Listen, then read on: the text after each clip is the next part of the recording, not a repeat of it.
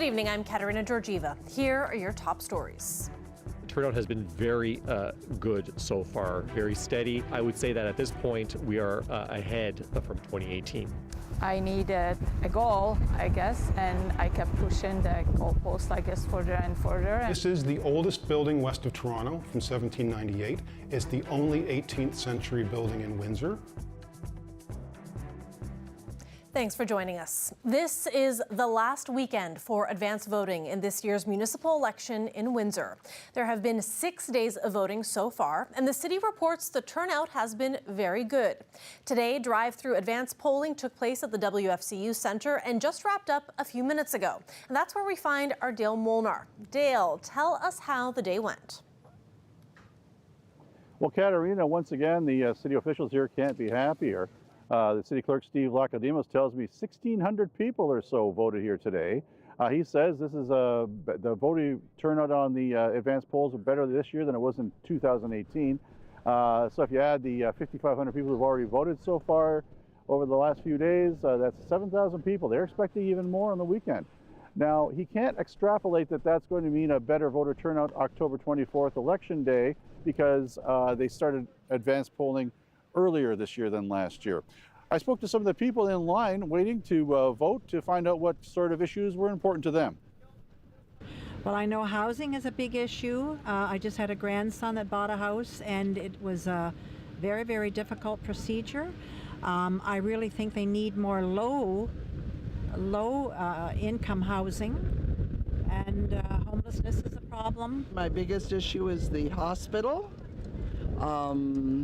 I'm behind Drew all the way, and I think it's time that it gets done. He's bringing people to the Windsor area, and he's promoting Windsor as a place to be. Well, the biggest concern I have is, of course, is the hospital, and to keep it going. And as long as Drew Dilkins has done a good job on it, and let's keep them going. Well, I'm just wondering what they're going to do with the barn. I think they should put some stores in their restaurant instead of some people thinking about tearing it down, but I don't think they should tear it down. I think they should use the building as it is and put, I don't know, a restaurant, a small few shops in there that they don't have downtown. That's what I think. I think the levels of crime are going up expeditiously. But I think Windsor is actually a safe place to live. I find it better because I'm originally from Toronto, and I came out here for work and I've retired, and I think Windsor's a better place to live. Do you have concerns about the crime, though? Yes, I do, because we had a homicide at the end of my driveway on the west side, and my security cameras picked up the homicide, so I'm really happy that the perpetrators were arrested. Now, if you want to turn out to get the last votes in here, you got today and tomorrow tomorrow and Sunday that you can vote 10 to 6. Now, you have to bring a piece of photo ID. Also, a voter card is helpful, but if you don't have a voter card, the people here will help you. Kat? Dale, after this election, council is going to be selecting people for agencies, for boards, and for committees, and they're already putting out the call for applications. So can you tell us a bit more about that? Right, the ABCs, the agencies, boards, and committees, and it's for things such as like the Library Board, or the Police Services Board, or Heritage and Planning, License Commission. I spoke with Steve Vlacademos earlier today to find out what we need to know about the ABCs of applying for an ABC. We compile all of the applications and then we provide them to members of City Council for their review. Then they do meet as a whole and they review all of the applications and they try to make the best fit in terms of who has the skill set to match it with one of those 11 entities that have been listed so far. And they're also looking at diversity as well, to reflect our community as well, so that's something that is also going to be taken into account. Do the people get paid? Some of them do, and again, if you go onto the website, it'll tell you which of those entities do get paid and which ones don't. Oftentimes people do apply simply because they have a passion for municipal government and they want to contribute and share their expertise. Now, the deadline for applying for this is November 18th. The new City Council starts on November 15th, and they will take a day or so to select all the successful applicants, and they should have that all process wrapped up by the end of December. Then after December, in the new year, they will be filling some positions on about 7 or 8 more boards, agencies and committees. Now, if you want to apply, here's how you do it. You go to this website, www.windsorabc.ca, or if you don't have a computer, go down to City Hall at 350 City Hall Square, and you can get a printed off form and submit it there. And once again, the deadline is November 18th. Kat? Thanks for that, Dale. CBC's Dale Molnar live tonight.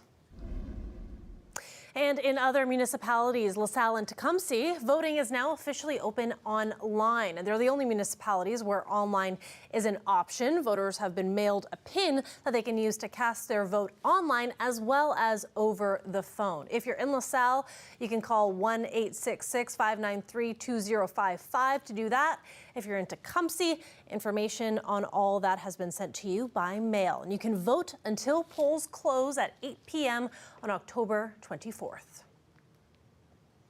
If you need an ambulance in Windsor, if you needed an ambulance in Windsor on Wednesday night, there was not one available. The union president says they were in and out of code black alerts once again. Those are happening more often, according to the paramedics union. A code black means wait times are up to 50 minutes. Paramedics from Wallaceburg were responding to calls in Windsor on Wednesday, according to the union. That's a drive that can take an hour and 30 minutes. The president of the paramedics union says the root of the issue is burnout among staff and low enrollments in Ontario's paramedic programs. Canada's Minister of Immigration is calling for a crackdown on Canadian career colleges. It follows a Fifth Estate investigation showing how some international students are being lured to Canada. Here's Mark Kelly. Take it, Daddy. 19-year-old Dilpreet Kaur talks to her father in India to let him know how she's making out at a career college in Toronto. He's a farmer who sold 2 trucks to raise the $28,000 to send her to Canada. But a year in, she says her education feels more like a cash grab. They just want us to give money and again and again and get rich, filling their pockets, and don't really care about us at all. International students pay as much as 5 times the tuition Canadian students pay. Most come from India. The average Punjabi family will have to work 74 years to pay 1 year's of tuition. So why sacrifice so much? It starts with recruitment agents in India. We took a hidden camera to listen in to the promises and the deception that goes on behind closed doors. We heard agents direct students to little-known career colleges in suburban strip malls who pay recruiters up to $2,000 for every enrollment. In some cases, students are told their 2-year diploma will get them a high-paying office job anywhere in Canada and permanent residency. Promises they can't make. The system is built on misinformation. The focus has been numbers-driven, numbers, and that's all, literally, that anyone cares about. Some colleges now get more money from international students than government funding. Ontario has seen a 342% growth in international student enrollments, especially at small career colleges. There are certain private career colleges that I'm convinced have come to exist just to make a buck on the back of the international student program. It's completely unacceptable to me. Fraser says provinces need to put more pressure on colleges to better regulate those recruiters and insist on a higher quality of education so many parents are mortgaging their future for. Mark Kelly, CBC News, Toronto. Public hearings into the federal government's invocation of the Emergencies Act last winter continued today. Ottawa City Councillor Catherine McKenney testified, speaking about helping a couple reportedly targeted by so-called Freedom Convoy protesters. I had to help one couple leave the downtown with a police escort on the first weekend. There was a pride flag in their window. Their apartment was targeted. Somebody had defecated on the back step. And then later that night, a pickup truck with angry people in it came back and were harassing and yelling at them. So at that point, they felt very unsafe. The commission will hear from more than 60 witnesses, including cabinet ministers and high-profile protesters. It has been asked to determine whether the government was justified invoking the act to end weeks of protests in Ottawa and at border crossings. The act gave police special powers to crack down on protesters, and banks were allowed to freeze participants' accounts. The protesters, as well as the governments of Alberta and Saskatchewan, say the Trudeau government was not justified in taking that step. The backlog for a Nexus card is growing every day, and Canada now says it's because the United States is holding the program hostage. Right now, there's more than 334,000 people waiting for a card. Pre-screened travelers can use the card to cross the border faster. Canada's ambassador to the United States unloaded on the country in Washington this week. Kirsten Hillman said, quote, "I'm going to be super undiplomatic and blunt here because I think this is important for friends sometimes. The Nexus program is being held hostage. It's disappointing and it's frustrating for us." Hillman's comments come as the United States keeps their offices that process applications closed here in Canada. That's because the U.S. wants employees in those offices to be immune from Canadian prosecution while doing their job in Canada. And those protections already exist for U.S. border agents at Canadian airports. The Prime Minister was asked about that this week. We're going to continue to work with them on ways to make it smoother and more effective for people to work on both sides of the border. That's why the Trusted Traveler program like Nexus is so important, why we're so eager to get it rolling again. The Detroit Free Press Marathon is back after a 2-year hiatus. A lot of first-timers on the course and some people returning to an annual tradition. But on Sunday morning, the starting line will mark the end of a difficult road to recovery. TJ Deere reports. Like many other runners, Lucy Cleroux starts by tying her shoes. However, 4 years ago, she thought this might never be possible again. One day I woke up with a headache and had to, went to the hospital, and next thing you know, I'm in a coma. An athlete who was active in the gym and in yoga, Cleroux was now stuck inside Windsor Regional Hospital's Olette campus with a stroke, fearing the worst. I woke up completely paralyzed on the right side of my body, unable to do anything, walk, talk, remember objects, subjects, had to start all over. There was no memory. Cleroux eventually started to get around in a wheelchair before progressing to a walker, a cane, and a walking stick. This summer, she finally started running again. She said she had no choice but to fight her injuries. When I first started, there was the fact that I had no memory of anything. I had a best friend with me. My best friend went through cancer treatment, and she was by my side the whole time. So we kind of made a pact together, and we said to ourselves that we're gonna survive this, we're gonna get through this. And the premise kind of kept me going for the longest time. Cleroux is running in the International Half Marathon on Sunday. Her goal? To get it done in 2 hours, 25 minutes. Her motivation? All the people who didn't get a second chance at life. If they can maybe take something from what I'm doing, whether it was for the past 4.5 years, or maybe what I'm gonna be doing even after the race, because the fight is not over. It's started 4.5 years ago, and it will go on probably for the rest of my life. TJ Deere, CBC News, Windsor. What an amazing story. And even if you're not running the race, you might be driving around town that day. Some important closures to note. The Ambassador Bridge will shut down to traffic at 6 a.m., reopening after the last runner has crossed the bridge sometime after 8:15 a.m. And the tunnel will also be closed to the public from 6:15 a.m. until 10 a.m.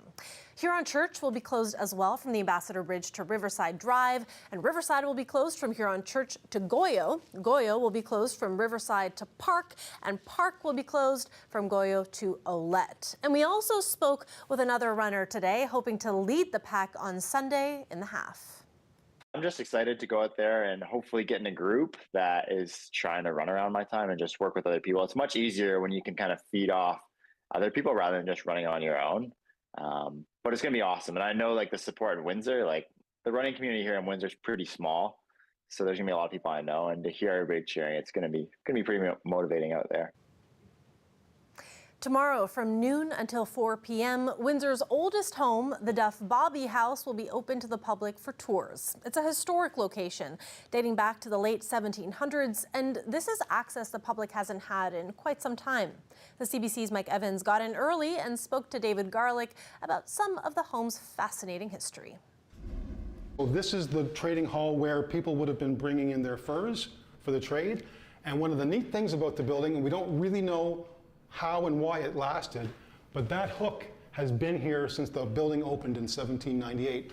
That's the hook that the furs hung from. This is the oldest building west of Toronto from 1798. It's the only 18th century building in Windsor. Apart from one log cabin in Toronto, this is the oldest building, including what's in Toronto as well, 1798. And it's important historically because the room that we're in right now, this is the room where they had the final strategic planning meeting before the retreat from the area during the War of 1812. So this is the room where Tecumseh basically had his last comfortable meal. This building that we're in now was General Brock's headquarters for a short period of time, and then it becomes General William Henry Harrison's headquarters as well. General Harrison later becomes President of the United States. So a lot of buildings in the States are saved because a president slept there.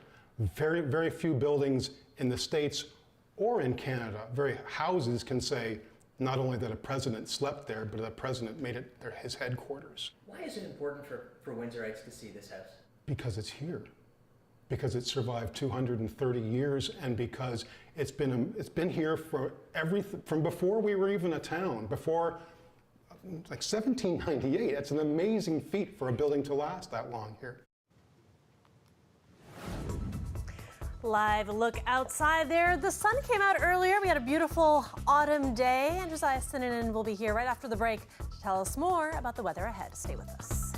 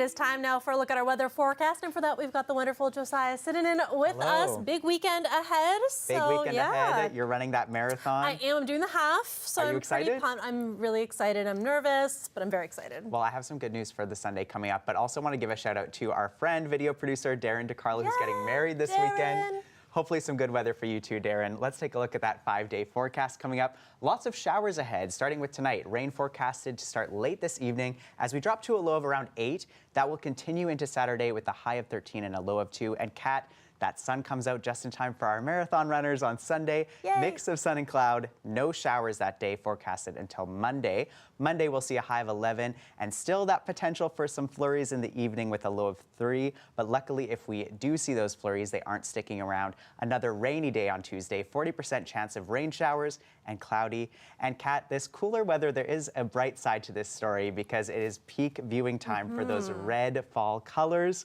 Those who were watching weather last week saw that I was keeping an eye on our leaf tracker. So this is put out by our Ontario Parks, and when we looked at it last time, we were in the orange. Now you can see Essex County is in the red, which is great news. Amazing. So Windsor morning yesterday, Nav actually spoke to our city's forest analyst. His name is Gasper Horvath, and he says the best place to see those dazzling reds is on the edge of forests. And he also said that they're especially vibrant this year. So this is really special for me being from Calgary. We usually just have, you know, a couple weeks of yellow and then the snowfall comes. So I was really excited about this. And I actually took some photos myself in that's Sandwich so pretty. Town. Beautiful, vibrant trees this year. And Josiah, do we know why the colors are so much more vibrant this time? Well, if you look around Windsor, it does vary a little bit. There are still some greens out there, and it all depends on the precipitation levels. So depending on if there's a drought, we might not see as vibrant of reds. So depending where you are in the city, you'll see that variation throughout. Okay, and I know we also heard from some folks who are reacting to the beautiful colors. So why don't we hear from some of them? Yeah, we did. Have a listen to what our streeters had to say. As you can see, the leaves are very colorful, and this weather is perfect out here to walk. I enjoy the leaves falling from the tree, and it's just very pleasant out here. We really love Windsor, and we love this area. We love the fall here. There's a lot of farms. There's, Ojibwe. There's other parks like Point Pelee that we enjoy. So there's a lot of wonderful things to enjoy this time of year. You know, this is why autumn is the favorite season for so many people, isn't it? It's so beautiful out here. Really I'm so grateful to be here. Wow, we're grateful that you're here too, Josiah. Thank you, Kat. Thank you for this. I hope you have a great weekend. You as well. And coming right up, Beer Fest is back this weekend, and we've got a sneak peek to quench your thirst until then, so stay with us.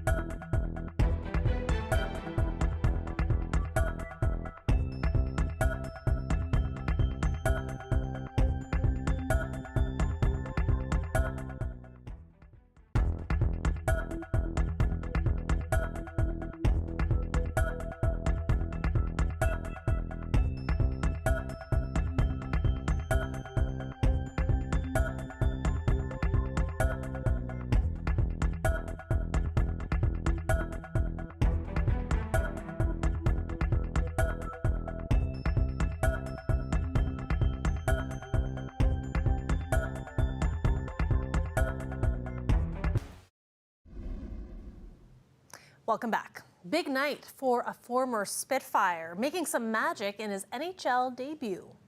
Suter sends it down low, waiting for the shot. There it is! And he scores! This is the moment Wyatt Johnston made history. The former Windsor Spitfire star became the youngest player in Dallas Stars history to score an NHL goal in their debut. The Stars beat the Nashville Predators last night 4-1. All right, so the marathon is this weekend, but that's Sunday. If you're looking to carb load in the meantime, there's an opportunity at Willisted Park. We are welcoming back the Windsorcraft Beer Festival. That is right. The Windsorcraft Beer Festival is back after a break due to the pandemic. And you can go grab a drink tonight. It runs from 5 to 11, all at the historic Willisted Park. Craft beers from around the province and entertainment to keep people busy. The organizer says they're happy to be back in a space that's welcomed them with open arms. The people living around Willisted Park and in Walkerville have embraced this festival. We regularly hear from individuals that this is one of the favorite things that they love about living in Walkerville is having the festival and something nearby that they can actually walk to and celebrate and then walk home afterwards. And to me, that means more than anything is when the community kind of embraces you and welcomes you and says that they're, your favorite part of living in a neighborhood. There's nothing better than that, right? Oh, yeah.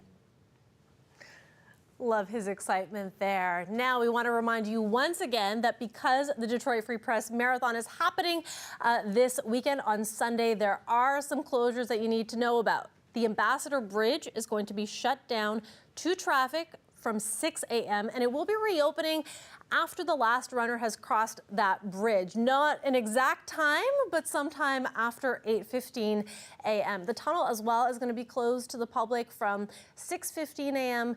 until 10 a.m. And if you're driving around the city as well, you can expect additional closures. Huron Church will be closed as well from the Ambassador Bridge to Riverside Drive, and Riverside Drive will be closed from Huron Church Road to Goyo. Goyo will be closed from Riverside to Park, and Park will be closed from Goyo to Olette. And this is my moment to say that I am really excited to be alongside so many other runners this weekend, so many inspiring stories as well, to keep me motivated as I do my very first half marathon this Sunday. And good luck to everybody else who's doing the run. And a reminder that you can also vote this weekend at the WFCU Center if you're voting in Windsor. That is Saturday and Sunday, and we have a lot of election coverage on our website, ward profiles, and candidates as well. For news anytime, go to our website, cbc.ca/Windsor. Thanks for watching. Have a good night and a great weekend.